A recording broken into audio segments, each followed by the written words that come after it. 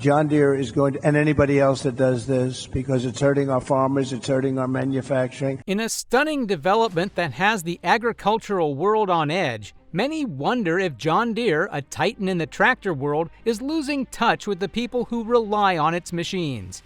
Can one man's blunders destabilize an industry cornerstone?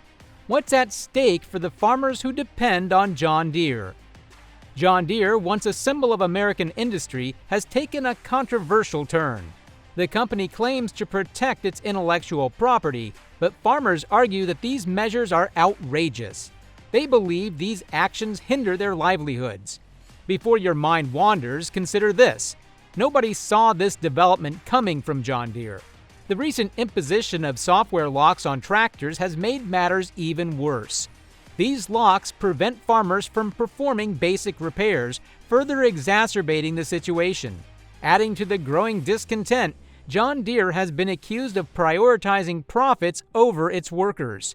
Despite the record-breaking profits in recent years, the company resorted to layoffs, particularly affecting workers in Illinois and Iowa. This decision raised questions about corporate responsibility and its impact on local communities. However, this is just the beginning of John Deere's string of costly decisions. The move to shift manufacturing operations to Mexico further strained the relationship between John Deere and its American workforce. While the company cites rising operational costs as the primary reason for this shift, many believe that it is a deliberate attempt to cut costs and maximize profits. This decision not only impacts factory workers but also farmers, who may face challenges in obtaining timely repairs for their equipment. The timing of these layoffs, particularly around Christmas, has added to the public outcry, and that's not even the least of it, because while workers are facing uncertainty and potential financial hardship, John Deere's CEO has received a substantial pay raise. This stark contrast between corporate profits and worker welfare has ignited a debate about corporate ethics and social responsibility. John Deere's departure from a company that once championed American values to one that prioritizes profits over people has left many questioning its future. As the company continues to make decisions that alienate both farmers and workers, it remains to be seen whether it can regain the trust and respect it once enjoyed. John Deere's recent actions have sent a clear message to farmers. They are no longer trusted to repair their own equipment. This shift, coupled with the company's decision to lay off American workers, has sparked widespread discontent. It's a far cry from the company's early days when it was dedicated to making farmers' lives easier.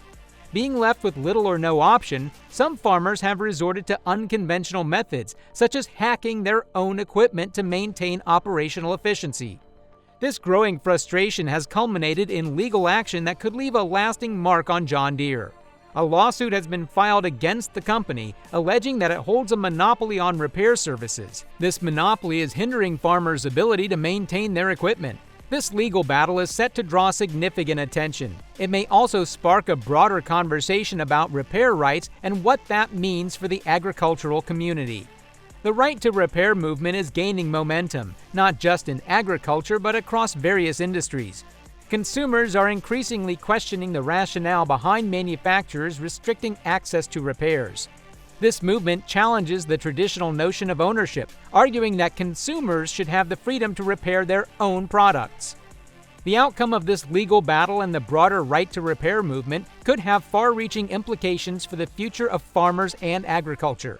If farmers are unable to repair their own equipment, it could lead to increased costs, reduced efficiency, and a decline in agricultural productivity. This, in turn, could impact food security and the overall economy. But in all of this, one might wonder if this doesn't negatively impact the company. The ability of farmers to repair their own equipment is considered a fundamental need to maintain a stable food supply and a healthy economy. But what happens when farmers are no longer able to quickly fix their equipment in the face of an unplanned breakdown? The situation would automatically lead to gross difficulty and massive wastes of time and resources. This issue is particularly pronounced with John Deere's restrictive repair policies. These policies have forced farmers to rely on authorized technicians for even minor repairs, leaving them feeling helpless and frustrated. But that's not all. The implications of John Deere's actions extend beyond agriculture. Other companies may be tempted to follow this path. Furthermore, this could lead to a future where individuals are increasingly reliant on manufacturers for repairs. However, there is good news. The right to repair movement is gaining momentum. Farmers, consumers, and advocates are fighting for legislation that would empower individuals to repair their own devices. One of the most favorite quotes commonly used in the U.S. by the John Deere tractor communities is, "No matter the task, John Deere has a tractor to suit your needs." This is because John Deere tractors have been the pioneer tractor company in the United States. A company that once supported farmers now seems more interested in profiting from them. This isn't just about corporate greed, it's a threat to American agriculture. If farmers can't afford the equipment they need to carry out their duty, then everyone is at risk of running out of food supply. Not only that, rural communities dependent on farming will suffer, and those depending on the farm produce would experience a hike in price. The machinery manufacturer has announced plans to shift production of some of its models from Iowa to Ramos, Mexico, specifically mid-frame skid steer loaders and compact track loaders. The move is scheduled to be completed by the end of 2026, around midway through the next presidential term. In light of recent events, John Deere has decided to move part of its tractor production to Mexico. This decision comes just months after the company laid off employees in the Midwest. They claim this move will create more room and capacity for additional production in Mexico. It makes you wonder, what could have really prompted such a decision? The reasoning behind such a decision doesn't really matter if it comes at such a grave cost. The farming community and the general public did not take this news well, generating significant backlash and bad publicity for the company, especially from farmers.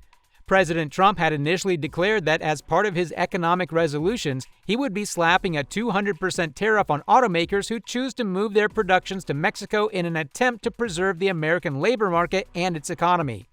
Or so the American thought until he took the agricultural sector by surprise. He made the bold statement that he would extend tariffs to John Deere if they moved production to Mexico. Yet, even with this warning, John Deere has not taken any action in response. And with their silence comes some unpleasant reaction. Even with Trump's statement to implement a 200% tariff on the company if it goes ahead with its plan to move part of its production to Mexico, with this threat looming over their heads and the tsunami of backlash that's about to hit the company because of some of its decisions, I am not sure John Deere can survive it. Now, Trump has made his position crystal clear on the matter. This leaves the company to determine its next move, and it must be very careful to avoid a potential crash. Now, critics argue that John Deere is forgetting its roots and alienating its core customer base, either because of greed or bad business advice. As the debate intensifies, questions arise about the long-term consequences of such a strategy. With the company's stock falling, can John Deere afford to continue to prioritize profits over customer satisfaction, or will this ultimately lead to its downfall? It is true that John Deere has had some pretty bad publicity lately due to a series of decisions that the company has taken. Obviously, the company has played a massive role in agriculture, making life and the economy of the nation much better. The question is, will it all change? What do you think about this latest development from John Deere? Leave your thoughts in the comment section below.